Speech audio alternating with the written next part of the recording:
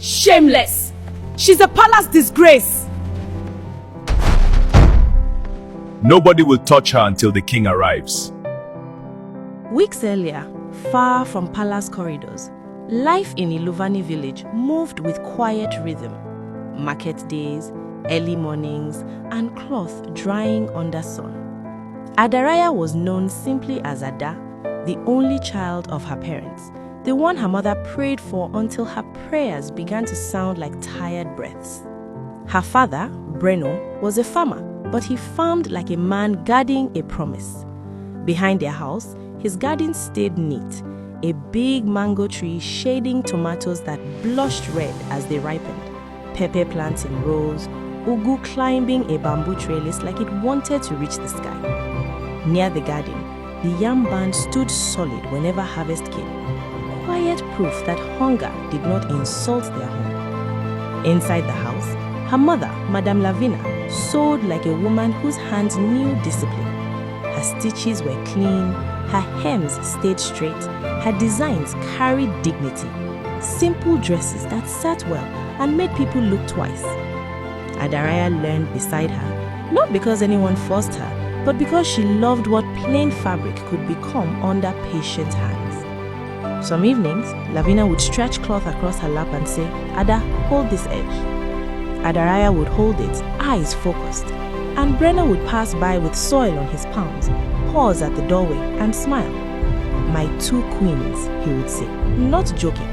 "You will not suffer under my roof." Those words stayed in Adaraya's chest, and so did her quiet way of living, greeting elders, helping her mother without complaint, wearing dresses she made herself, elegant. Some girls liked her, some girls hated her. Veloma hated her the most. Veloma walked like she was owed softness. Her laughter was loud, her opinions louder, and she carried envy like perfume, sweet to those who didn't know it was poison. She had two companions, Tisara, who spoke softly but watched everything, Moreni, who followed whoever looked strongest. One market day, Veloma saw Adaraya in a gold dress with delicate stitching, the kind that made people turn their heads without knowing why. Veloma's eyes narrowed. She wants to look like palace women. Moreni smiled lightly, and palace eyes will notice her. Tisari scoffed. Is she the only girl in Iluvani? Veloma's mouth twisted. Not for long. Adaraya heard them. Her fingers tightened around the basket she carried, and for a second her throat went dry. But she did not stop. She did not answer. She simply lifted her chin and kept walking, quiet, steady, as if she refused to give them the satisfaction of seeing her break. And that was how everything started. The palace summons came on a calm afternoon. A messenger arrived at Breno's compound with two guards. Lavina wiped her hands on her wrapper before she even heard the words, because a palace call does something to the heart. The messenger bowed. By order of Queen Nevara of Ebenora, Madame Lavina, your sewing is praised. Her Majesty requests a simple trial dress. Lavina's knees softened slightly, but she held herself steady.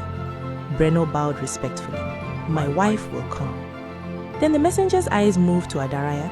Her Majesty also requests the young hand who assists you. Lavina looked at her daughter. Adaraya's stomach fluttered. Fear and excitement tangled together. She had never entered the palace before, and she did not know that the palace gate was where her life would split into a before and